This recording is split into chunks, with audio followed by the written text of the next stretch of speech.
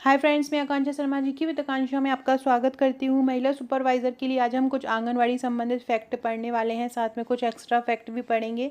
बहुत ही शानदार ये प्रश्न है और अगर आपने हमारे नोट्स की हार्ड कॉपी मंगाई होगी या आपने हमारा ऑनलाइन सब्सक्रिप्शन लिया होगा तो ये वर्ड लाइनर बुकलेट आपको मिली है। तो बहुत शानदार क्वेश्चन है, इसमें 1000 वन लाइनर हैं और सारी यूनिट के क्वेश्चन इसमें कंप्लीट हैं।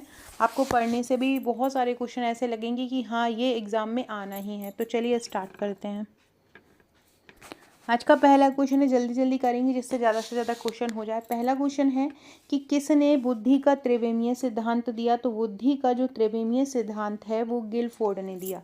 बुद्धि का त्रिविमीय सिद्धांत किसने दिया है? गिलफोर्ड ने बुद्धि का त्रिविमीय सिद्धांत दिया। और ये जो गिलफोर्ड हैं ये अमेरिका के वैज्ञानिक हैं, मनोवैज्ञानिक हैं। 3 आयामी सिद्धांत को हम इनका 3D सिद्धांत भी कहते हैं। इन्होंने बताया कि बुद्धि जो होती है वो 3 चीज़ों से मिलकर बनी होती है, 3 आयामों का संयोजन होता है। कौन कौन सा? एक तो होता है संक्रिया, एक क्या होता है? संक्रिया होता है। दूसरा होता है सामग्री। एक होता है संक्रिया, दूसरा होता है सामग्री और तीसरा होता है उत्पाद। इन 3 चीज़ों से मिलकर बुद्धि का सिद्धांत बना होता है या बुद्धि का त्रिविमीय सिद्धांत बना हुआ होता है। तो आपको याद रखना है बुद्धि का त्रिविमीय सिद्धांत किसने दिया? गिलफोर्ड ने दिया। एक क्वेश्चन आता है बुद्धि का द्विकारक सिद्धांत किसने दिया? तो बुद्धि का जो द्विकारक सिद्धांत है वो स्पीयरमैन ने दिया था। किसने दिया? बुद्धि का द्विकारक सिद्धांत स्पीयरमैन ने दिया। द्विकारक में इन्होंने जीएस सिद्धांत दिया है। जीएस को बोलते हैं हम सामान्य मतलब जनरल सिद्धांत और एस को मतलब स्पेशल थ्योरी या एस सिद्धांत। तो सामान्य और विशेष सिद्धांत, इस प्रकार से 2 सिद्धांत दिए हैं। किसने दिए हैं? स्पीयरमैन ने। गिलफोर्ड ने बुद्धि का त्रिआयामी या त्रिविमीय या 3D सिद्धांत दिया। इसके अलावा एक और क्वेश्चन पूछा जाता है बहुबुद्धि सिद्धांत किसने दिया है? तो बहुबुद्धि जो सिद्धांत है वो गार्डनर ने दिया है। किसने दिया है? गार्डनर ने। अगला क्वेश्चन है जो माइक्रो प्रोसेसर हैं वो किस पीढ़ी के कंप्यूटर हैं? देखो तो टोटल कंप्यूटर की 5 पीढ़ी आई हैं अभी तक। कितनी आई हैं? 5 पीढ़ी टोटल कंप्यूटर की आई। प्रथम जो पीढ़ी थी उसमें वैक्यूम ट्यूब का उपयोग होता था। प्रथम पीढ़ी में कौन सी? वैक्यूम ट्यूब का उपयोग होता था। दूसरी जो पीढ़ी थी उसमें ट्रांजिस्टर का उपयोग होता था। दूसरी पीढ़ी में किसका? ट्रांजिस्टर का उपयोग होता था। तीसरी पीढ़ी में किसका होता था? आईसी चिप या इंटीग्रेटेड सर्किट का तीसरी पीढ़ी में होता था। चौथी पीढ़ी में माइक्रो प्रोसेसर आ गए थे। ये चौथी पीढ़ी का ही पूछ रहे हैं। और 5वीं पीढ़ी में आर्टिफिशियल इंटेलिजेंस आ गए थे। और अगर अब 6वीं पीढ़ी आने वाली है, ये चल रही बोल सकते हैं, उसमें नैनो टेक्नोलॉजी आ रही है। मतलब वर्तमान में नैनो टेक्नोलॉजी भी चल रही है 5वीं पीढ़ी तक। आर्टिफिशियल इंटेलिजेंस या एआई आपने देखा होगा, आप गूगल पे करते होंगे तो आजकल एआई आ जाता है, या व्हाट्सएप पे भी आपने देखा होगा एआई चैटबॉट खोला होता है। क्योंकि कौन सी पीढ़ी चल रही है? 5वीं चल रही है। अगला क्वेश्चन है मूर्त संक्रियात्मक अवस्था में तार्किक वस्तुओं का चिंतन किया जाता है। देखो ये मूर्त संक्रियात्मक अवस्था ये किसने दी थी और कौन कौन सी अवस्थाएं होती? तो ये मूर्त संक्रियात्मक जो अवस्था है ये पियाजे की अवस्थाएं हैं। किसकी हैं? पियाजे ने अपना एक संज्ञानात्मक विकास का सिद्धांत दिया। उनमें उन्होंने टोटल 4 अवस्थाएं बताई थी। पियाजे की चारों अवस्थाओं से लगभग 100 प्रश्न बनेंगे और 100 ही प्रश्न बहुत इंपॉर्टेंट है। एक वीडियो अलग से लेके आऊँगी पियाजे के ऊपर। तो उन्होंने बताया कि बच्चों का जो विकास है वो 4 चरणों से होकर गुजरता है। सबसे पहला होता है संवेदी पेशी। कौन सा होता है? संवेदी पेशी। ये रहता है 0 से 2 वर्ष तक। संवेदी पेशी कितना रहता है? 0 से 2 वर्ष तक। दूसरा होता है पूर्व संक्रियात्मक अवस्था। पूर्व संक्रियात्मक जो अवस्था होती है वो 2 से 6 वर्ष तक होती है। पूर्व संक्रियात्मक कब से होती है? 2 से 6 बजे तक, 2 से 6 वर्ष तक होती है। और मूर्त संक्रियात्मक अवस्था जो हम पढ़ रहे हैं अभी, तार्किक रूप से बच्चा चिंतन करना आरंभ कर देता है, ये 6 से 11 या कहीं कहीं पे 7 से 11 वर्ष लिखा होता है, 7 से 11 वर्ष होता है। और औपचारिक संक्रियात्मक अवस्था जो सबसे अंतिम अवस्था होती है 15 साल तक रहती है, 11 वर्ष से 15 साल तक रहती है, या किशोरावस्था तक कहा जाता है। ये पियाजे की अवस्था में 15 वर्ष तक की अवस्थाओं का वर्णन किया है। ये भी पूछते हैं कि पियाजे की अवस्था में कितने तक का वर्णन किया है? तो 15 साल तक का पियाजे की अवस्था में वर्णन किया है। आपको ये याद रखना है। पियाजे की किस अवस्था में क्या होता है, ये सारे कुछ फैक्ट आपको याद रखना है, ये पूछा जाता है। तो चारों ही फैक्ट याद रखिएगा। पूर्व संक्रियात्मक अवस्था में बच्चा क्या होता है? तार्किक वस्तुओं का चिंतन करने लगता है। अगला क्वेश्चन है विटामिन डी की रोज मात्रा। देखो ये जो 300 से 400 इंटरनेशनल यूनिट दिया है ये ICMR 2010 के अनुसार दिया है। ICMR 2010 के अनुसार विटामिन डी की रोज मात्रा कितनी होती है? 300 से 400 अंतर्राष्ट्रीय यूनिट होती है। लेकिन अभी ICMR 2024 भी आ गया है, 2020 भी आ गया है। अगर 2020 के अनुसार विटामिन डी की रेगुलर मात्रा पूछे तो 600 इंटरनेशनल यूनिट दी जाती है। विटामिन डी की ICMR 2020 के अनुसार विटामिन डी की मात्रा कितनी है? 600 इंटरनेशनल यूनिट है। और 2010 में कितनी थी? 300 से 400 इंटरनेशनल यूनिट थी, याद रखना। अगला क्वेश्चन है, आयोडीन की कमी से कौन सा, ये क्रिटेनिज्म। देखो, आयोडीन की कमी से 2 रोग होते हैं, एक तो घेंगा भी होता है और एक क्रिटेनिज्म भी होते हैं, जो बड़े रोग हैं। लेकिन ये क्रिटेनिज्म जो रोग होता है ना, ये बच्चों में देखा गया है। क्रिटेनिज्म रोग किस में देखा गया है? बच्चों में देखा गया है। जबकि जो घेंगा या गॉइटर रोग होता है, जो कि आयोडीन की कमी से होता है, ये बड़ों में होता है। प्रतिदिन अगर हम बात करें आयोडीन की कितनी मात्रा चाहिए है, तो 150 माइक्रोग्राम प्रतिदिन आयोडीन की मात्रा एक सामान्य पुरुष को चाहिए है। कितनी चाहिए है? 150 चाहिए। और आपसे पूछे एक गर्भवती महिला को कितनी चाहिए, तो 250 माइक्रोग्राम एक गर्भवती महिला को चाहिए। और आपसे पूछे स्तनपान कराने वाली या धात्री महिला या लैक्टिक मदर को कितनी आयोडीन चाहिए, तो उसको चाहिए है 280 माइक्रोग्राम। ये ICMR 2020 के अनुसार है। अगला क्वेश्चन बहुत इंपॉर्टेंट है, बालकों के कानून, बालकों की नीति आपके सिलेबस में है, जो कि बहुत महत्वपूर्ण है।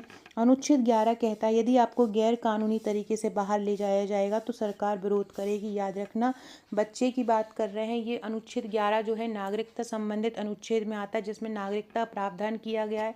यदि कोई बच्चे को गैर कानूनी तरीके से इंडिया से बाहर ले जाता है, कहीं भी जब्त करके ले जाता है, तो उसके लिए उसके खिलाफ कार्यवाही की जाएगी। ये किस में कहा गया है? ये अनुच्छेद 11 में कहा गया है। ये बहुत इंपॉर्टेंट है। फ्रेंड्स, जिसने भी हमारे नोट्स मंगाए होंगे, हमारे ऑनलाइन सब्सक्रिप्शन लिए होंगे, ये वन लाइन बुकलेट आपको मिली होगी। इसमें 1000 वन लाइनर है। इसके साथ साथ में आपको एक बुकलेट MCQ की मिली होगी, जिसमें 3000 प्लस MCQ हैं। साथ में 5 थ्योरी की बुकलेट मिली होगी। साथ में अगर आपने हमारा ऑनलाइन पैकेज लिया है, तो ऑनलाइन पैकेज में ये सारे के साथ साथ रोज़ आपकी ऐसे ही शानदार प्रश्नों की प्रैक्टिस हो रही है। रोजाना टेस्ट हो रहे हैं। एक टॉपिक को संपूर्ण कैसे निचोड़ा जाता है, एक टॉपिक से संपूर्ण कैसे क्वेश्चन बनते हैं, केवल और केवल हमारे चैनल पर ही हम रेगुलर डेली टेस्ट ले रहे हैं। वीकली टेस्ट नहीं, डेली टेस्ट होते हैं और डेली एक टॉपिक आपका कंप्लीट होता है। तो जो लोग भी हमारा ऑनलाइन पैकेज लेना चाहते हैं, हार्ड कॉपी लेना चाहते हैं, साथ में मुझे व्हाट्सअप कर सकते हैं। अगला क्वेश्चन है, अब आपसे पूछेंगे कि जो व्यक्ति बहुत ज़्यादा शराब पीता है, जो व्यक्ति बहुत ज़्यादा अल्कोहल का उपयोग करता है, उसका क्या नष्ट हो जाता है? तो शराबी व्यक्ति का यकृत या लीवर जो होता है वो नष्ट हो जाता है। क्या होता है? लीवर या यकृत जो होता है वो नष्ट हो जाता है। शरीर की सबसे बड़ी ग्रंथि या ग्लैंड रहता है। एक और महत्वपूर्ण क्वेश्चन अब ये आपके लिए है कि यकृत जो होता है या हमारे शरीर का जो लीवर होता है, उसका वजन कितना होता है, ये आप लोग मुझे कमेंट करके बताएंगे। यकृत या लीवर का वजन कितना होता है, ये आप लोग मुझे कमेंट करके बताएंगे। यकृत का वजन कितना है या लीवर का वजन कितना है, क्या करेंगे आप लोग मुझे कमेंट करेंगे। दोनों का वजन कितना है ये आप मुझे कमेंट करके बताएंगे। यकृत या लीवर का वजन कितना होता है। ये इंस्टाग्राम पर भी ये क्वेश्चन मैंने डाला हुआ है। इंस्टाग्राम पे अगर आपने अभी तक मुझे फॉलो नहीं किया है तो फॉलो कर लीजिएगा। इंस्टाग्राम आप फॉलो बाद में कीजिएगा, पहले आप आकांक्षा 1957 इंस्टाग्राम ID पर जाके देखिए। आकांक्षा 1957 जैसे ही आप जाएंगे वहाँ आपको सुपरवाइज़र के क्वेश्चन मिलेंगे। सारी रील्स ही मैंने सुपरवाइज़र के क्वेश्चन की बनाई हैं। अभी आपको ऑटोमेटिकली फॉलो करने का मन करेगा, आपको लगेगा कि यहाँ से आपके बहुत सारे क्वेश्चन तैयार हो सकते हैं, तो उसको फॉलो ज़रूर कर लीजिएगा। निःशुल्क बहुत सारे आंगनवाड़ी के चार्ट भी यहाँ पे डाले हुए हैं मैंने, जो करंट अपडेटेड आंगनवाड़ियाँ हैं उनसे संबंधित चार्ट है। सारा कुछ आपको यहाँ पर मिल जाएगा। अगला है, मेप्राकिन और पेल्यूड्रिन मलेरिया के उपचार में दिए जाते हैं। मलेरिया किसके द्वारा होने वाली बीमारी है? प्रोटोजोआ के द्वारा होने वाली बीमारी है और ये एक औषधि होती है मेप्राकिन और पेल्यूड्रिन, ये मलेरिया के उपचार में दी जाती है। अगला है, शरीर में कितने प्रकार के इम्यूनोग्लोबिन पाए जाते हैं? तो शरीर में 5 प्रकार के इम्यूनोग्लोबिन पाए जाते हैं। शरीर में कितने प्रकार के इम्यूनोग्लोबिन पाए जाते हैं? तो शरीर में 5 प्रकार के इम्यूनोग्लोबिन पाए जाते हैं। आपको याद रखना है, बहुत इंपॉर्टेंट है। शरीर में कितने प्रकार के इम्यूनोग्लोबिन पाए जाते हैं? 5 प्रकार के इम्यूनोग्लोबिन पाए जाते हैं। इसको रक्त प्रतिपिंड भी बोला जाता है। क्या बोलते हैं? प्रतिपिंड बोलते हैं। और इम्यूनोग्लोबिन को एंटीबॉडी भी बोलते हैं। इम्यूनोग्लोबिन को और क्या बोलते हैं? इम्यूनोग्लोबिन को एंटीबॉडी भी बोलते हैं। ये प्लाज्मा कोशिकाओं द्वारा उत्पादित होते हैं, एक ग्लाइकोप्रोटीन टाइप अणु होते हैं और ये WBC का एक हिस्सा होते हैं। एंटीबॉडी या इम्यूनोग्लोबिन किसका हिस्सा होते हैं? WBC का हिस्सा होते हैं। शरीर का संक्रमण, ऑटो इम्यून बीमारियां, कैंसर और अन्य स्थितियों से बचाने के लिए ये मदद करते हैं, याद रखिएगा। इसके अलावा इम्यूनोग्लोबिन बैक्टीरिया, वायरस, कवक किसी से भी लड़ने में हमारी मदद करते हैं। इम्यूनोग्लोबिन प्लाज्मा में प्रोटीन का लगभग 20% हिस्सा बनाते हैं। अलग अलग एंटीबॉडी होती हैं, जैसे कि बात की जाए IgG की, IgM की, IgE की। एक आपने पढ़ा होगा जो कोलेस्ट्रम में पाई जाती है, IgA, इम्यूनोग्लोबिन अल्फा। IgM क्या काम करती है? ये शरीर को नए संक्रमण से लड़ने में मदद करती है, लसिका द्रव में पाई जाती है। और IgG जो होती है ये संक्रमण को रोकने में मदद करती है। साथ ही IgG जो होती है वो किसी बाहरी पदार्थ को शरीर में प्रवेश नहीं होने देती है। तो पता चला आपको इम्यूनोग्लोबिन क्या होता है? ये प्रकार की एंटीबॉडी होती है। आपका शरीर जो होता है IgE बनाता है। क्या बनाता है? IgE जो होता है वो आपका शरीर बनाता है। आपसे ये भी पूछ सकते हैं जो इम्यूनोग्लोबिन कौन सी रक्त कोशिकाएं बनाती हैं, तो आपको याद रखना है जो वाइट ब्लड सेल्स रहती हैं वही इम्यूनोग्लोबिन बनाती हैं, एंटीबॉडी बनाती हैं, क्योंकि वो हमारे प्रतिरक्षात्मक पदार्थ के रूप में काम करती हैं। अगला क्वेश्चन है, पहला कंप्यूटर कहाँ पे? देखो इसके 2 क्वेश्चन आपको मिलेंगे। एक प्रथम कंप्यूटर नई दिल्ली में है, कंप्यूटर एक डाकघर नई दिल्ली में है। और एक आगे भी क्वेश्चन मिलेगा कि भारत का पहला कंप्यूटर कहाँ लगाया गया। देखो पहला कंप्यूटर लगाया गया बेंगलोर में 16 अगस्त 1986 को, लेकिन पूरा का पूरा डाकघर ही, मतलब पूरा का पूरा डाकघर ही कंप्यूटरीकृत किया गया, मतलब सारे काम कंप्यूटर से होने लगे। वो कहाँ पे हुआ है? वो नई दिल्ली में हुआ है। ये कंप्यूटर वाले जो यूनिट है उसमें आपका ये क्वेश्चन पूछा जा सकता है। तो प्रथम पूरा कंप्यूटरीकृत डाकघर कहाँ पे है? नई दिल्ली में है। और पहला एक कंप्यूटर कहाँ लगाया गया है? तो बेंगलोर के डाकघर में लगाया था 1986 में। पहला कंप्यूटर निजी विश्वविद्यालय, मतलब गवर्नमेंट तो बहुत है लेकिन निजी विश्वविद्यालय मतलब प्राइवेट विश्वविद्यालय जहाँ पर सबसे पहले कंप्यूटर लगाया गया, राजीव गांधी कंप्यूटर विश्वविद्यालय है। कंप्यूटर आरक्षण पद्धति कहाँ पे सबसे पहले लगाई गई? तो कंप्यूटर आरक्षण पद्धति नई दिल्ली में लाई गई। भारत कंप्यूटर में कौन से स्थान पर है, मतलब कंप्यूटर के होने में कौन से स्थान पर है भारत? तो कंप्यूटर के मामले में भारत का स्थान 19वां है। और पहले स्थान की बात करें तो पहला स्थान अमेरिका का है। सारा कुछ आप देख रहे हो, गूगल हुआ, यूट्यूब हुआ, सारा कुछ इन्हीं पे ही बेस्ड है। तो कंप्यूटर के इस्तेमाल में अमेरिका नंबर 1 है, भारत 19वें नंबर पे है। और भारत में कंप्यूटर युग की जो शुरुआत हुई थी वो 1956 में हुई थी। जो हमने पीढ़ी पढ़ते हैं वो 1956 के हो गई थी। वो जो कोलकाता के ISI में भारत का पहला इलेक्ट्रॉनिक डिजिटल कंप्यूटर HEC2M लगाया था। कहाँ पे लगाया था? कोलकाता में। सबसे पहले कोलकाता में लगाया गया था इलेक्ट्रॉनिक डिजिटल कंप्यूटर HEC लगाया था। कंप्यूटर की बात करें तो कंप्यूटर की जो आविष्कार किया था या फादर ऑफ कंप्यूटर बोला जाता है वो चार्ल्स बेबेज को बोला जाता है।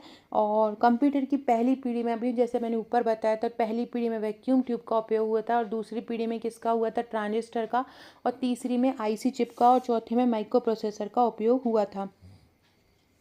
भारत का पहला कंप्यूटर टिफरैक था जिसका नाम जवाहरलाल नेहरू ने रखा था, ये भी आपको याद रखना है। और ENIAC एक ऐसा कंप्यूटर था जो सबसे पहले तैयार किया गया था, इलेक्ट्रोमैकेनिकल न्यूमेरिकल इंटीग्रेटेड कंप्यूटर, जिसका उपयोग द्वितीय विश्व युद्ध के दौरान किया गया था। तो ये सारे फैक्ट याद रखना। कंप्यूटर विज्ञान का आविष्कारक या AI का आविष्कारक एलन ट्यूरिंग को माना जाता है। एलन ट्यूरिंग को कंप्यूटर विज्ञान का पिता भी माना जाता है, याद रखना। किसको माना जाता है? एलन ट्यूरिंग को कंप्यूटर विज्ञान का पिता भी माना जाता है। अगला देखते हैं, नई कंप्यूटर नीति कब आई थी? नई कंप्यूटर नीति आई थी 1984 में। नई कंप्यूटर नीति कब आई थी?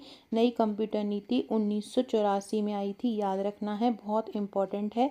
एक और क्वेश्चन आपसे पूछ सकते हैं, व्यावसायिक उपयोग के लिए उपलब्ध पहला कंप्यूटर कौन सा है? जो व्यावसायिक उपयोग के लिए आया तो वो है यूनिवैक। देखो ENIAC जो था वो पहला कंप्यूटर था लेकिन जो ऐसे ही बना दिया था घरेलू काम के, लेकिन जो व्यावसायिक स्तर पर पहली बार आया वो था यूनिवैक। यूनिवैक का उपयोग पहली बार वैश्विक स्तर पर किया गया। आपसे पूछेंगे कि पहला व्यावसायिक कंप्यूटर कौन था, तो यूनिवैक जो था वो पहला व्यावसायिक कंप्यूटर था। कौन सा? यूनिवैक। यूनिवैक था जो पहला व्यावसायिक कंप्यूटर था।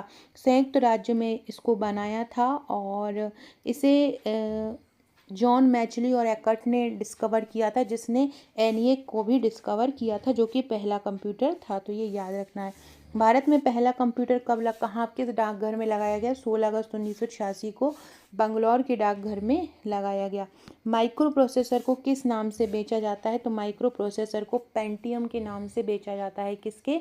पेंटियम के नाम। माइक्रो प्रोसेसर मतलब पेंटियम को ही माइक्रो प्रोसेसर बोला जाता था। इंटेल का आधुनिक प्राइम माइक्रो प्रोसेसर पेंटियम 4 है, लेकिन अब ये अपग्रेड हो गया है। इंटेल का आधुनिक माइक्रो प्रोसेसर, पहले ये पेंटियम 4 के नाम से आता था, लेकिन अभी वर्तमान में बात करें तो एथलॉन 64 नाम से एक आने लगा है। एथलॉन 64 नाम से आने लगा है। ये 64 बिट का प्रथम माइक्रो प्रोसेसर है जो x86 आर्किटेक्चर के अनुरूप होता है। और इंटेल कारपोरेशन ने एटन नाम का कम क्षमता वाला माइक्रो प्रोसेसर तैयार किया। इसका आकार तो बहुत छोटा है, जो 25 वर्ग किलोमीटर का है, वर्ग मिलीमीटर का है। कितना है? जो 25 वर्ग मिलीमीटर का है। ये भी इंटेल ने खोजा है। ये बहुत इंपॉर्टेंट है क्योंकि इस प्रकार के क्वेश्चन सुपरवाइजर में पूछे जाएंगे। आपको कंप्यूटर पे तो वहाँ डिग्री लेना नहीं है, तो ऐसे ही क्वेश्चन पूछेंगे।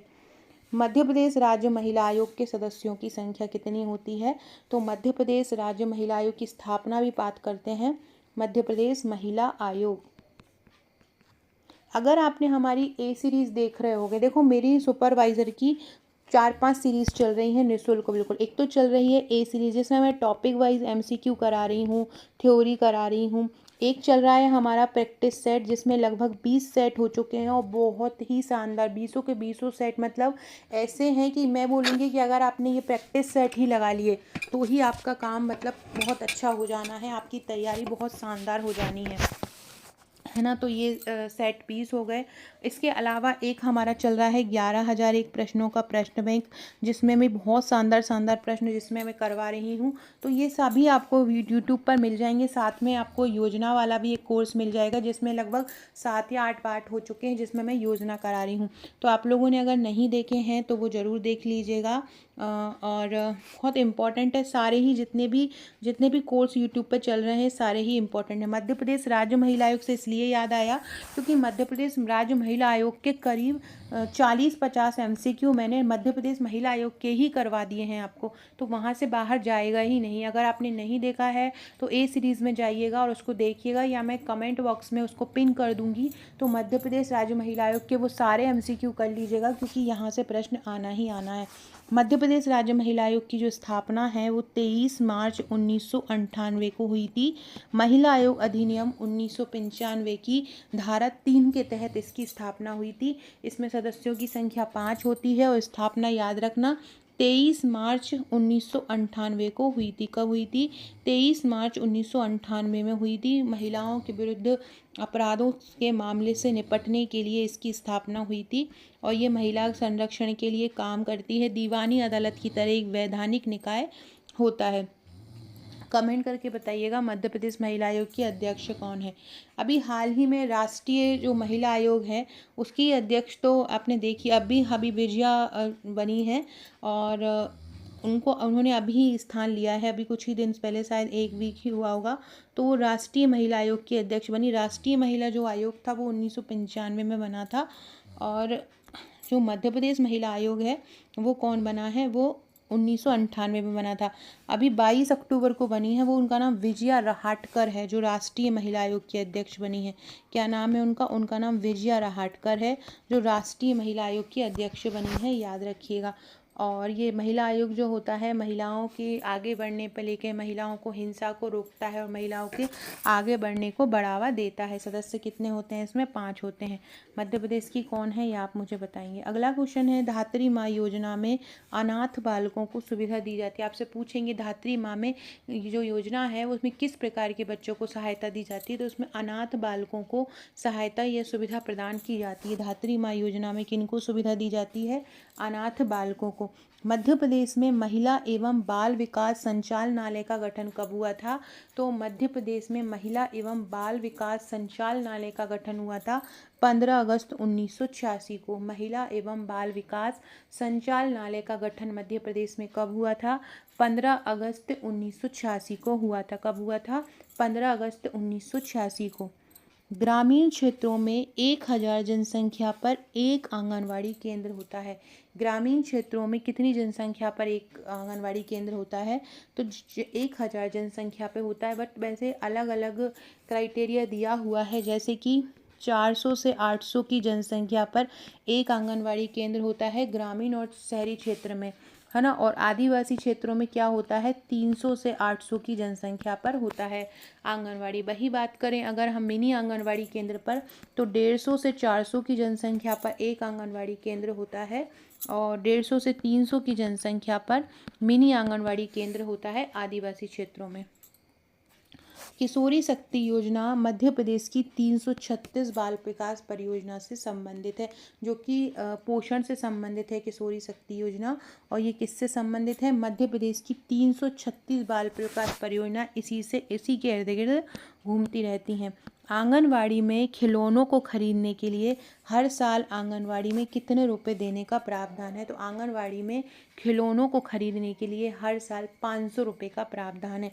कितना है? 500। आंगनवाड़ी में खिलौनों को खरीदने हर साल 500 रुपये दिए जाते हैं। सारे अगर वीडियो देख रहे हैं, जिसको भी वीडियो पसंद आ रहा है, सारे लोग लाइक ज़रूर कर दीजिएगा और कमेंट कीजिएगा। लाइक शेयर कमेंट कीजिएगा। और वीडियो आपको चाहते हैं कि आपको आने वाले वीडियो के आपको नोटिफिकेशन मिलते रहें, तो वीडियो को सब्सक्राइब भी कर दीजिएगा अगर न्यू है तो। आंगनवाड़ी में खिलौनों को खरीदने के लिए हर साल कितने रुपए दिए जाते हैं? 500। हीमोफीलिया का कारण क्या है? हीमोफीलिया क्यों हो जाता है? नॉर्मली हीमोफीलिया के प्रकार भी होते हैं, जैसे हीमोफीलिया बी होता है, सी होता है, एक हीमोफीलिया बी होता है जो कि रक्त का थक्का जमाने वाला एक कारक होता है 8, उसकी कमी से हो जाता है। वो क्या होता है? वो एंटी हीमोफिलिक ग्लोब्यूलिन की कमी होती है। हीमोफीलिया का क्या, इसमें व्यक्ति क्या होता है, व्यक्ति को क्या होता है, उसका रक्त का थक्का नहीं जमता है हीमोफीलिया में। ये एक आनुवंशिक बीमारी है और ऐसा बोला जाता है जितने भी बड़े बड़े राजघराने हैं, राजा लोग हैं, उनके यहाँ ये ज़्यादातर ये वाली बीमारी होती है। तो हीमोफीलिया का कारण क्या हो जाएगा? एंटी हीमोफिलिक ग्लोब्यूलिन की कमी हो जाएगी। महिला बाल विकास विभाग कब बना था? महिला बाल विकास विभाग, ये आयोग नहीं बोल रहे हैं, ये विभाग बोल रहे हैं। संचालनालय कब बना था? 1986 में बना था। आयोग कब बना था? 1998 में बना था। और महिला बाल विकास विभाग कब बना था? महिला बाल विकास विभाग 1988 में बना था, याद रखना है। मध्य प्रदेश में प्रत्येक आंगनवाड़ी केंद्र को मेडिसिन किट के लिए कितनी राशि दी जाती है? तो प्रत्येक, जैसे कि खिलौने के लिए 500 रुपये दी जाती है, ऐसे ही मेडिसिन किट के लिए 600 रुपये दिए जाते हैं। खिलौने के लिए 500 रुपये और मेडिसिन के लिए कितने रुपए दिए जाते हैं? 600 रुपये राशि दी जाती है। आंगनवाड़ी केंद्रों के संचालन के लिए गठित मातृ समिति में कितने सदस्य होते हैं? देखो, एक आंगनवाड़ी केंद्र होता है, उसके संचालन के लिए एक समिति गठित होती है कि कौन कौन आंगनवाड़ी के किस प्रकार क्रियाविधि करेगा। तो उस मातृ समिति में कितने सदस्य होते हैं? 8 सदस्य होते हैं। आंगनवाड़ी सुबह कितने बजे खुलते हैं? आंगनवाड़ी सुबह 9 बजे खुलते हैं। ट्रिप्नोसोमा रोग किसके, ट्रिप्नोसोमा क्या रोग उत्पन्न करता है? जो ट्रिप्नोसोमा होता है वो निद्रा रोग उत्पन्न करता है, बहुत ज़्यादा नींद इसके कारण आती है। शारीरिक श्रम करने वाले को कितनी लगभग कैलोरी चाहिए होता है? तो 3600 कैलोरी चाहिए होता है। एक बार दिल को धड़कने में कितना समय लगता है? तो एक बार अगर दिल का धक धक धक करता है तो कितना समय लगता है? 0.8 सेकेंड लगता है। अमीबा और मलेरिया के परजीवी प्रोटोजोआ की श्रेणी में आते हैं। मतलब अगर इनको किसी व्यक्ति को अमीबिया पैचेस हो जाता है, मलेरिया हो जाता है, तो किसके कारण होता है? प्रोटोजोआ के कारण होता है। आंगनवाड़ी की में जन्म दिवस कितने साल तक मनाया जाता है? तो 1 से 6 साल तक मनाया जाता है। और आंगनवाड़ी के चौथे मंगलवार को, हर आंगनवाड़ी में चौथे मंगलवार को जन्म दिवस मनाया जाता है। जन्म दिवस का प्रोग्राम होता है आंगनवाड़ी में। अलग अलग मतलब अलग अलग मंगलवार के लिए अलग अलग दिन डिसाइड किए हैं कि इस मंगलवार को ये होगा, इस मंगलवार को ये होगा। जैसे पहला मंगल दिवस है तो उसको होता है सुपोषण। उसमें क्या होता है, गर्भवती, धात्री, किशोरी बालिकाओं और उनसे संबंधित पुरुषों को पोषण युक्त जानकारी दी जाती है। दूसरे मंगलवार में गोद भराई होती है। पहले मंगलवार में सुपोषण होता है, दूसरे में गोद भराई होती है। अभी अपडेट हुआ है आंगनवाड़ी में, पहले कुछ अलग था, अभी अपडेट हो गया है। तीसरे मंगलवार में अन्नप्राशन किया जाता है। 6 माह से ऊपर के बच्चों को पहली बार पूरक आहार दिया जाता है, जो आंगनवाड़ी में किया जाता है। कटोरी, चम्मच या कोई भी ऊपरी आहार दिया जाता है। चौथी मंगलवार में जन्म दिवस मनाया जाता है। और 5वां जो मंगलवार होता है उसमें लालिमा दिवस के रूप में मनाया जाता है। बायोप्सी किससे की जाती है? तो जो बायोप्सी की जाती है कैंसर जैसे बड़े इलाजों में ये होती है, ये धमनियों से निकाले रक्त से, अब धमनियों से ही रक्त निकाला जाता है और उससे ये की जाती है। फ्रेंड्स, अगर आप अपना सुपरवाइज़र बनने का सपना पूरा करना चाहते हैं तो आप हमारा इस सुपरवाइज़र का कॉम्बो पैक ले सकते हैं। ये सुपरवाइज़र का कॉम्बो आपको पूरा सफलता दिलाने में बहुत ज़्यादा मदद करने वाला है। मैं इसकी सारी जानकारी आपको देती हूँ, क्या क्या आपको मिलने वाला है। सब कुछ इसमें मिलने वाला है, सब कुछ जो भी आप चीज़ चाहते हैं सारा कुछ आपको मिलना। आप चाहते हैं कि कोई कठिन से कठिन टॉपिक है तो वो कैसे आप उसको याद करेंगे, तो उसके लिए आपको ट्रिक मिल रही है। आप चाहते हैं कि हर टॉपिक का आपको एमसीक्यू मिले, हर टॉपिक, एक टॉपिक है कोई भी कठिन सा टॉपिक ले लीजिए, सपोज़ कीजिए आपने उल्टी ही ले ली, आप उल्टी टॉपिक आपके सिलेबस में अलग से मेंशन किया हुआ, इस उल्टी से भी हमने कम से कम 50 से 60 एमसीक्यू निकाल लिए हैं। तो ऐसे ही आप चाहते हैं कि जिससे कि आपके हर टॉपिक बिल्कुल पूरे के पूरे कंप्लीट तैयार हों, तो आप हमारा ये कॉम्बो पैक या ये कॉम्बो गिफ्ट पैक ले सकते हैं। इसमें क्या मिलेगा आपको, अगर आप ऑनलाइन लेते हैं तो ऑनलाइन तैयारी मिलेगी। सबसे पहले डेली टॉपिक वाइज आपको टेस्ट होते हैं। हम एक टॉपिक की PDF आपको देते हैं, उसको तैयार करवाते हैं और डेली रात को 10 बजे और दिन में 4 बजे उसका टेस्ट होता है। डेली PDF होती है, ट्रिक्स द्वारा हम आपको आंसर याद करवाते हैं, ऑडियो लेक्चर होते हैं, हज़ारों प्रश्नों की प्रैक्टिस करवाएंगे। इसमें आपको क्या क्या मिलेगा देखिए, जो PDF के रूप में बोल रही हूँ, तैयारी का मैंने आपको ऊपर बता दिया है। ऑडियो लेक्चर रहते हैं, ट्रिक्स द्वारा आंसर याद होते हैं, डेली टॉपिक टेस्ट होते हैं। सारा का सारा एक ही जगह पे आपको सारी चीज़ें मिल रही हैं।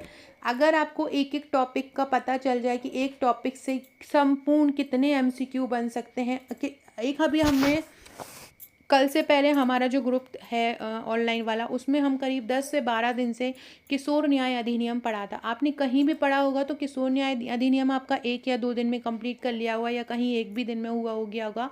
आपको निकाल के 15, 20, 50 क्वेश्चन दे दिए होंगे, लेकिन हमने उसके करीब 250 से 300 क्वेश्चन निकाले हैं। क्योंकि किशोर न्याय अधिनियम इतना इंपॉर्टेंट है, क्योंकि उसमें बाल कानून है और बाल कानून आपके सिलेबस में अलग से मेंशन है। तो इस प्रकार से हम तैयारी करा रहे हैं कि आपका एक भी क्वेश्चन बाहर नहीं छूटे। इसमें आपको 500 प्लस योजना मिलने वाली है, जिसमें 2 योजनाओं के मतलब महिला बाल विकास और आदिवासी योजनाओं के हम 200 क्वेश्चन करवा चुके हैं। जो लोग न्यू ज्वाइन करना चाहते हैं वो जल्द ज्वाइन कर लीजिए, जो हो चुका है उसको हम दोबारा से करवाएंगे तो रिवीजन हो जाएगा और साथ में आपकी तैयारी एक बेहतर पटरी पे आ पड़ेगी। साथ में हम 1000 प्लस CDP के MCQ दे रहे हैं। इसके बाहर आपको पार्ट 4 में कुछ पढ़ना ही नहीं है। ये ऐसे बेस्ट क्वेश्चन निकाल के मैं दे रही हूँ, सार पूरा, जो 2014 के क्वेश्चन हो, 2017 के पेपर के क्वेश्चन हो, सारा कुछ मिला के, और एडवांस लेवल के क्वेश्चन हो विद करंट जो इस टॉपिक से संबंधित बन सकते हैं, सारा कुछ मिलाकर मैं 1000 CDP दे रही हूँ। इसके अलावा 11,000 एक सुपरवाइज़र का क्वेश्चन बैंक रहेगा, वो आपको देते हैं, साथ साथ में उनका टेस्ट भी लेते हैं। 1000 ICMR के MCQ रहते हैं। ये पूरा पैकेज ओनली 799 है। साथ में हमारी जो ईबुक है 3000 MCQ की प्लस 1000 वन लाइनर की, ये भी आपको दी जाती है, लेकिन एक साथ नहीं, थोड़ा थोड़ा करके दी जाती है, ताकि आप थोड़ा थोड़ा करके याद करें टेस्ट दें इकट्ठे, हम आपको पूरा पीडीएफ दे देंगे तो आप पे भी बर्डन हो जाएगा और आप पढ़ेंगे भी नहीं। तो पूरा का पूरा एक बोला स्कूल जैसी एक पढ़ाई जो होती है, डेली आपको होमवर्क देना है, डेली आपका टेस्ट लेना है, ये सारा कुछ आपको यहाँ पे करवाया जाएगा। तो जो भी लेना चाहते हैं ले सकते हैं। साथ में अगर आप इसकी हार्ड कॉपी भी मंगाना चाहते हैं, ये 7 बुक्स का एक कॉम्बो वंच है पूरा। इसमें 5 थ्योरी मिलती है, एक एमसीक्यू मिलता है और एक वन लाइनर बुक मिलती है। इस प्रकार से टोटल 5 बुकलेट मिलती हैं। इस नंबर पर व्हाट्सअप करके आप या तो मेरा ऑनलाइन बैच ले सकते हैं या फिर आप ये मेरा ऑफलाइन बुकलेट ले सकते हैं। अगर आपको ये पहले ही डिसाइड करना पड़ेगा, आपने अगर कुछ दिन ऑनलाइन लिया फिर आपको लगता है कि हमको हार्ड कॉपी भी लेना है, तो आपको पूरा ही पेमेंट करना पड़ेगा। तो आपको ऑनलाइन लेना है या ऑफलाइन, आपको पहले ही सोच के करना पड़ेगा। जो भी पैकेज आप लेना चाहते हैं आपको मुझे इस नंबर पर व्हाट्सअप करके हाई लिखना है और डिटेल भेजनी है, अगर हार्ड कॉपी मंगवाना है। और अगर ऑनलाइन लेना है तो आप पेमेंट नंबर लेके पेमेंट करना है। आपको तुरंत हमारे 3 ग्रुप मिलते हैं, आपको एक टेस्ट ग्रुप मिलता है, एक पीडीएफ ग्रुप मिलता है और एक तैयारी ग्रुप मिलता है। ये तीनों ग्रुप से हम ऐड कर देते हैं। टेस्ट क्यों ज़रूरी है? क्योंकि टेस्ट से आपको पता चलता है कि हर एक टॉपिक से आपको गलतियां होती हैं, गलतियां अगर होती है कभी तो आप उससे एक सीख लेते हैं, तो वो क्वेश्चन अगर वहाँ पे आ जाता है एग्ज़ाम में तो आपको वो याद रह जाता है। डेली एक एक टॉपिक का टेस्ट देने से एक टॉपिक भी कंप्लीट तैयार हो जाता है। तो डेली टेस्ट देना इसलिए सबसे ज़्यादा ज़रूरी है। जब भी आप सुपरवाइज़र का एग्ज़ाम देने जाएंगे आप 100% सेटिस्फाई होकर एग्ज़ाम देंगे। टॉपिक भी हम करवाएंगे, टॉपिक का डाटा भी हम देंगे, ट्रिक भी हम करवाएंगे और टेस्ट भी हम सब देंगे। ये सारा कुछ हम देंगे हर टॉपिक का निचोड़ करके। तो जो भी लेना चाहता है ले सकते हैं। परीक्षा तक लगभग 70 से 80 हज़ार प्रश्नों की हम प्रैक्टिस करवाएंगे। ये ऑफलाइन बुकलेट हैं। जो अगर आप ये ऑफलाइन बुकलेट अपने घर पे मंगवाना चाहते हैं तो आपको नोट्स अपना पूरा एड्रेस भेजना है, हम पेमेंट देंगे, आपको पेमेंट करना है। 7 से 8 वर्किंग डेज़ में ये आपके पास पहुंच जाएंगे। तो जो भी लेना चाहता है मुझे व्हाट्सअप कर सकता है। अगला क्वेश्चन है, एक सामुदायिक जो विकास खंड होते हैं वो कितनी आबादी पर होते हैं? एक सामुदायिक विकास खंड जो होते हैं लगभग 10,000 की आबादी पर स्थित होते हैं। पोषण और स्वास्थ्य शिक्षा किस उम्र में दी जाती है? पोषण और स्वास्थ्य शिक्षा 15 से 45 वर्ष की उम्र में दी जाती है। पोषण की शिक्षा और स्वास्थ्य की शिक्षा। शाला पूर्व शिक्षा का मतलब क्या होता है? शाला पूर्व शिक्षा का, तो शाला पूर्व शिक्षा जो होती है वो एक अनौपचारिक शिक्षा होती है। इसको हम बोल सकते हैं स्कूल जाने के लिए तैयार होना।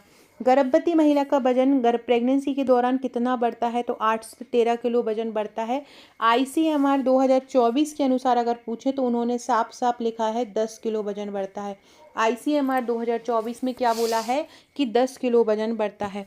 विटामिन ए की खुराक जब बच्चे को दी जाती है तो वो किसके साथ दी जाती है? तो विटामिन ए की जो खुराक दी जाती है बच्चे को खसरे की वैक्सीन के साथ दी जाती है और ये 9 महीने में दी जाती है और 1 लाख इंटरनेशनल यूनिट इसकी मात्रा दी जाती है। ये भी आपको याद रखना है। जन्म के समय वजन 27 ग्राम या 6 से 10 पाउंड होता है। 27 ग्राम नहीं होता, ये 2700 ग्राम होता है। कितना होता है? 2700 ग्राम होता है या 6 से 10 पाउंड होता है, याद रखना है। मध्य प्रदेश का जनसंख्या घनत्व कितना है? मध्य प्रदेश का जनसंख्या घनत्व 236 है और भारत का 382 है। पोलियो की खुराक कितने बार दी जाती है? पोलियो की खुराक कितनी बार दी जाती है? 4 बार। टोटल पोलियो की खुराक कितनी बार दी जाती है? 4 बार दी जाती है। कार्ब आपसे पूछेंगे किस पोषक तत्व की जो कैलोरीफिक वैल्यू होती है वो ज़्यादा होती है? तो कार्बोहाइड्रेट की जो कैलोरीफिक वैल्यू होती है वो ज़्यादा होती है क्योंकि ये ऊर्जा ज़्यादा प्रदान करती है। तो किसकी कैलोरीफिक वैल्यू ज़्यादा होती है? कार्बोहाइड्रेट। जब कोई थक जाता है, कोई दौड़ता है या एथलीट्स रहता है वो दौड़ता है, कभी कभी आपने देखा हो क्रिकेट देख रहे हैं तो वो लोग एक ड्रिंक पीते हैं तो ग्लूकोज पीते हैं क्योंकि उसमें कार्बोहाइड्रेट रहता है, वो तत्काल एनर्जी देने का काम करता है, इसे इसको बोल रहे हैं इसकी कैलोरीफिक वैल्यू ज़्यादा होती है। फ्रेंड डिस्क्रिप्शन बॉक्स में आपको हमारा व्हाट्सएप ग्रुप की लिंक मिल जाएगी, टेलीग्राम ग्रुप की लिंक मिल जाएगी, ज्वाइन हो जाइएगा। स्टेटस के थ्रू भी आपको बहुत सारे क्वेश्चन याद हो जाएंगे, तो मुझे हाई लिख कर और सेव इट करके मैसेज कर दीजिएगा, तो आपका नंबर मैं अपने पास सेव कर लूँगी, वहाँ से भी आपकी तैयारी हो जाएगी।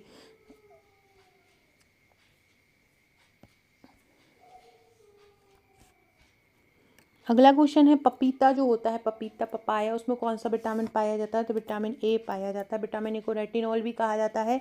एक सामान्य पुरुष को डेली 1000 माइक्रोग्राम विटामिन ए की आवश्यकता होती है और एक सामान्य महिला को 840 माइक्रोग्राम आवश्यकता होती है। ये 1000 माइक्रोग्राम मेल को आवश्यकता होती है। बात करें अगर हम प्रेग्नेंट वुमेन की तो उसको 900 माइक्रोग्राम आवश्यक होती है। बात करें अगर हम लैक्टिक मदर की तो उसको 950 माइक्रोग्राम आवश्यक होती है। ये सारी आवश्यक मात्राएं हैं। लॉकजा क्या होता है? लॉकजा टिटनेस को बोलते हैं। इसमें मुंह खोलने में कठिनाई होती है। प्रजनन संबंधी सूचना कहाँ एकत्रित होती है? तो प्रजनन संबंधी सूचना डीएनए में एकत्रित होती है। ग्रामीण स्वास्थ्य योजना कब आई थी? तो ग्रामीण स्वास्थ्य योजना 1977 में आई। ग्रामीण स्वास्थ्य योजना कब आई थी? ग्रामीण स्वास्थ्य योजना 1977 में आई थी। राष्ट्रीय पोषण कार्य योजना कब आई थी? तो राष्ट्रीय पोषण कार्य योजना अप्रैल 1995 में आई। राष्ट्रीय पोषण कार्य योजना कब आई थी? अप्रैल 1995 में आई थी। ग्रामीण स्वास्थ्य योजना कब आई? 1977 में। हैजा किससे नहीं होता? तो हैजा छिछले पानी से नहीं होता। दूषित भोजन दूषित पानी से, लेकिन छिछला जो पानी होता है वो स्वच्छ होता है, इसलिए छिछले पानी से नहीं होता। स्तनियों में गर्भाधान डिंब वाहिनी में होता है। डिंब वाहिनी जिसको हम फैलोपियन नलिका बोलते हैं, इस फैलोपियन नलिका में ही गर्भाधान होता है। यहीं पर ही अंडाणु शुक्राणु मिलकर एक भ्रूण के रूप में जाते हैं, तो यहीं से ही सब जो बच्चा होता है वो पूरा गर्भाशय में जाता है। डिप्थीरिया के टीके में कौन सी मेडिसिन दी जाती है? डिप्थीरिया के टीके में इरिथ्रोमाइसिन दिया जाता है। कौन सा? इरिथ्रोमाइसिन दिया। डिप्थीरिया जो होता है बैक्टीरिया द्वारा होने वाली बीमारी है। कोरोनाबैक्टीरियम डिप्थीरी के नाम से ये बीमारी होती है। अकल की दाढ़ कब आती है? जनरली 30 से 40 साल में ये आती है। पालना घर जो है सामाजिक कल्याण बोर्ड द्वारा बनाए जाते हैं। किसके द्वारा? सामाजिक कल्याण बोर्ड द्वारा। एक पालना घर कार्यक्रम में कितने बच्चे होते हैं? 25 बच्चे होते हैं एक पालना घर कार्यक्रम में। स्वशक्ति योजना महिला उद्यमियों को बाजार उपलब्ध कराती है। कौन सी? स्वशक्ति योजना महिला उद्यमियों को बाजार उपलब्ध कराती है। झूला घर संचालन के लिए राजकीय शिशु निधि की स्थापना की गई है। झूला घर कैसे संचालित होगा, इसके लिए क्या बनाया गया है? एक राजकीय शिशु निधि स्थापना की गई है, जिसमें जो वर्किंग वुमेन रहती हैं वो यहाँ पर अपने बच्चे को छोड़ती हैं। 7वीं योजना में रोजगार महिला कार्यक्रमों की सहायता योजना स्टेप लागू की गई है। डायबिटीज़ मेलिटस क्यों होता है? तो हमारे शरीर में इंसुलिन जो होता है नहीं बनता है, या इंसुलिन की कमी हो जाती है, उसके कारण डायबिटीज़ मेलिटस होता है। टाइलिन जो होता है, टाइलिन काय में पाया जाता है? लार में पाया जाता है। ये कैसा होता है? ये हल्का सा अम्लीय होता है। एमाइलेज कहाँ पाया जाता है? एमाइलेज भी लार में एंजाइम में पाया जाता है। व्यवस्थित ढंग से परिवार नियोजन कब आरंभ हुआ था? दूसरी पंचवर्षीय योजना में व्यवस्थित ढंग से परिवार नियोजन शुरू हुआ, और चौथी पंचवर्षीय योजना में ये पूरी तरह से लागू हो गया था। निराश्रित बाल गृह योजना में महिला बाल विकास अधिकारी द्वारा 250 रुपये दिए जाते हैं निराश्रित बच्चों को। किसके द्वारा दिए जाते हैं? महिला बाल विकास अधिकारी द्वारा। बालवाड़ी सह संस्कार केंद्र में बच्चों को प्रतिदिन कितने घंटे रखते हैं? 4 घंटे रखते हैं बालवाड़ी संस्कारी केंद्र में। मध्य प्रदेश में वर्तमान में कितने बालवाड़ी हैं? 6 हैं। खसरा रोग विषाणु के कारण और डिप्थीरिया जो होता है वो जीवाणु के कारण होता है। बालिका समृद्धि योजना कब आई थी? 2 अक्टूबर 1997 से ये संचालित है। इन्फ्लुएंजा किसके द्वारा नहीं फैलता है? जल द्वारा इन्फ्लुएंजा नहीं फैलता। पील पाँव क्या होता है? पील पाँव, इसको हाथी पाँव भी बोलते हैं, क्यूलेक्स मच्छर के द्वारा होता है। टाइफस किसके कारण होता है? टाइफस जो होता है वो बैक्टीरिया द्वारा होता है। किसके द्वारा? बैक्टीरिया द्वारा। हैजा दूषित भोजन और दूषित पानी जो होता है। पक्का और गहरा कुआं एक आदर्श कुआं होता है। अशुद्ध जल से हैजा होता है। हैजा एक ऐसी बीमारी दूषित भोजन दूषित जल से होता है। खसरा वायु के कारण हो जाता है। शुद्ध जल में कार्बन डाइऑक्साइड होता है, जिसमें उससे चमक होती है। कुएं में पानी की शुद्धिकरण के लिए क्या डालते हैं? Potassium permanganate. ये क्वेश्चन पहले पूछे गए हैं सुपरवाइजर में।